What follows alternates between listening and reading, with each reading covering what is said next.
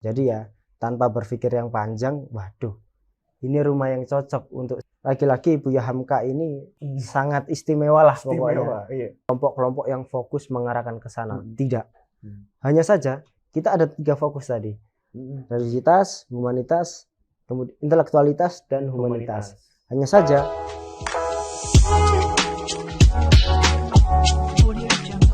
Assalamualaikum warahmatullahi wabarakatuh. Waalaikumsalam warahmatullahi wabarakatuh. Jadi ini saya bersama Kakanda Imaduddin selaku sebagai ketua apa? Ketua apa ini? Ketuaan. Ketuaan ya. Ketua IMM. PKIMM Buya Hamka Jakarta Selatan. Baik. Ini jadi bagaimana tuh Bang bisa menjadi ketua itu? Pertamanya dulu nih sebelum kita masuk ke topik. Oh, apa yang mendasari Abang ini untuk menjadi ketuanya? Sebenarnya tiada sesuatu yang kebetulan ya. Semua itu pasti ada suratan takdir yang sudah digariskan oleh Tuhan kita gitu. Oke. 2019 akhir saya tepatnya bulan Oktober kalau nggak salah. Saya masuk Jakarta. Dengan niat baik, ya tentu pengen kuliah. Nah, di tengah perjalanan kuliah banyak sekali kemudian organisasi yang kemudian itu dirasa menjadi daya tarik tersendiri. Banyak organisasi yang kemudian dihidangkan gitu. Salah satunya ada IMM.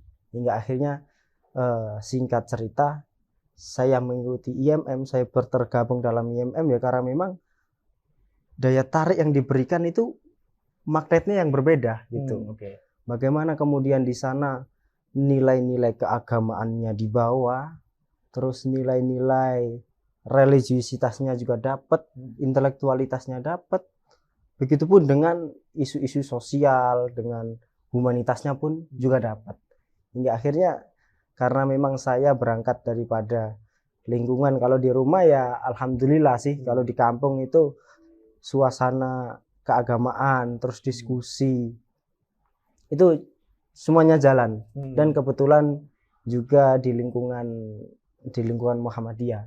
Jadi ya tanpa berpikir yang panjang, waduh, ini rumah yang cocok untuk saya dapat bersinggah. Gitu. Bukan bersinggah sih, lebih tetapnya untuk menetap. Hingga akhirnya saya memantapkan hati untuk menetap. Nyaman gitu ya. Begitu kurang lebih. Nah, kemudian pada saat di IMM ini kan ada suatu rintangan tersendiri gitu ya. Rintangan seperti menghadapi masyarakat sekitar, terus juga rintangan mahasiswanya, rintangan juga dalam mendidik kader-kadernya ini. Nah, itu ada tantangan tersendiri yang terberat yang dari mungkin kan kalau kita throwback dari kita IPM gitu dulu. Karena kan pada saat dulu itu kan kita terisolasi ya. Iya. Nah, begitu sekarang kan terbuka nih pasar kadernya itu loh. Nah, ini tantangannya bagaimana nih untuk sekarang nih? Oke. Kembali lagi yang saya sampaikan di awal, bahwa semuanya itu tentunya sudah digariskan. Begitupun dengan resiko-resiko kehidupan yang memang sudah kita ambil. Semua itu tentu ada sebuah resiko. Begitu, Pak.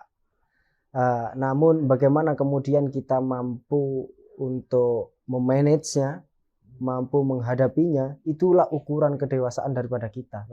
Begitupun dengan yang namanya organisasi, bagaimana kemudian organisasi mampu merespon semua soal itu, baik itu persoalan sosial, politik, ekonomi dan lain sebagainya.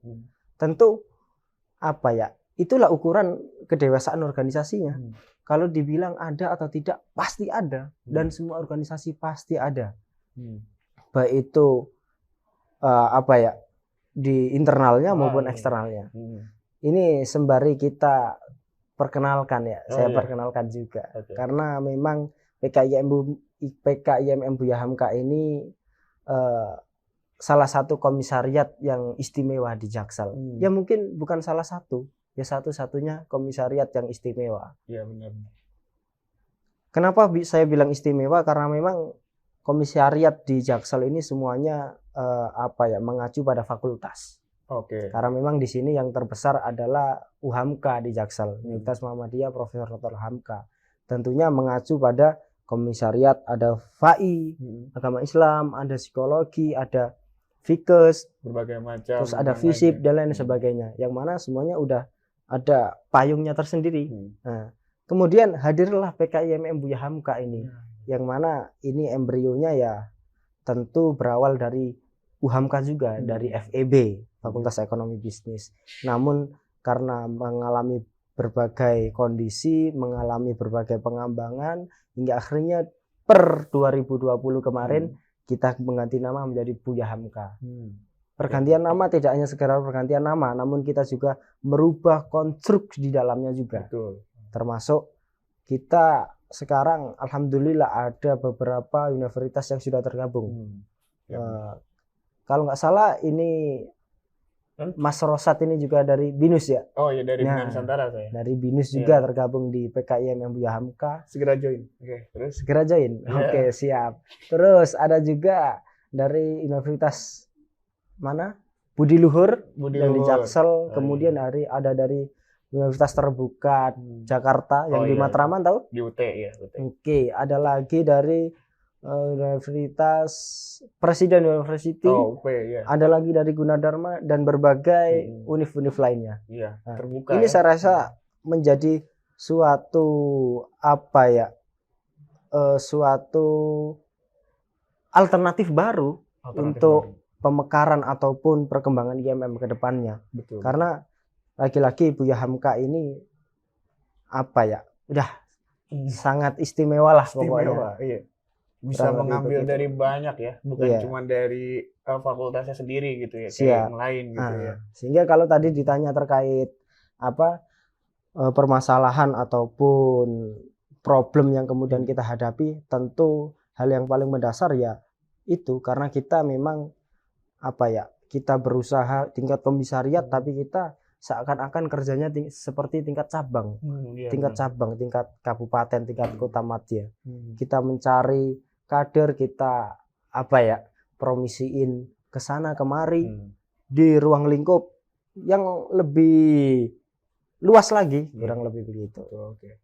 Nah, kemudian kan dalam menjalankan proker-proker ini kan bagaimana caranya agar bisa memahami mahasiswa atau mungkin kader, mahasiswa dan masyarakat gitu untuk pemahaman Islam gitu.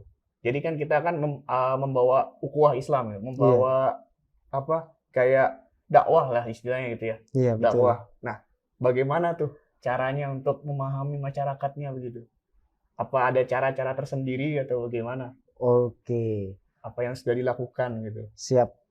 Karena memang IMM ini berangkat daripada trilogi yang memang sudah sama-sama kita tahu. Ada religiositas, kemudian ada humanitas, ada intelektualitas. Religiositas bagaimana kemudian seorang kader IMM, seorang IMM ini mampu hablum minallahnya dapat. Dia mampu melaksanakan, mampu diamanahkan sebagai amanah-amanah kekhalifahan yang memang sudah difirmankan. Yang kedua ada intelektualitas. Intelektualitas ini lagi-lagi kita berbicara persoalan mahasiswa, yang mana mahasiswa ya identik dengan yang namanya intelektualnya, identik dengan yang namanya ruang-ruang diskusinya. Maka intelektualitas ini sebagai salah satu representatif daripada perjuangan-perjuangan IMM. Begitu. Yang ketiga selanjutnya ada humanitas. Bagaimana kemudian kita tidak cukup berhenti pada tataran hubungan dengan hablum minallah, tapi hablum minannas kita pun dapat. Maka saya boleh simpulkan, barang siapa yang kemudian religiositasnya dapat, ditopang dengan intelektualitasnya dapat, maka dia pasti akan melahirkan humanitas yang komprehensif. Kuat juga ya. Kurang lebih begitu. Terus kalau ditanya terkait bagaimana untuk mampu memahamkan pemahaman terkait keislamannya dan lain sebagainya gitu. Dakwahnya gitu. Dakwahnya dan sebagainya. Tentu kita ini lagi-lagi bukan bukan suatu majelis ataupun Iya benar. torikot ataupun kelompok-kelompok yang fokus mengarahkan ke sana. Tidak. Hanya saja kita ada 3 fokus tadi. Religiositas, humanitas, kemudian intelektualitas dan humanitas. Hanya saja ketiganya ini bagaimana kemudian kita bisa menggerakkan ketiganya, mengimplementasikan ketiganya. Kalau ditanya bagaimana caranya, tentu ini kita terjemahkan, kita ijawantakan melalui program-program yang memang sudah kita siapkan. Kalau kita di tataran komisariat ya tentu dengan ya skupnya komisariat, karena kita komisariatnya dari berbagai universitas, tentu yang kita sodorkan, yang kita berikan adalah anggota-anggota yang memang kader-kader yang memang sudah tergabung dalam komisariat IMM Buya Hamka. Yang kemudian kita ijawantakannya melalui, kita kebetulan ada sekretariatnya di Antena 2 di Kebayoran Baru. Di situ kan kita ya berbaur dengan masyarakat, bagaimana kemudian kita mengakomodir masyarakat dalam kajian-kajian, terus kemudian dalam pemberdayaan kaum duafa dan lain sebagainya.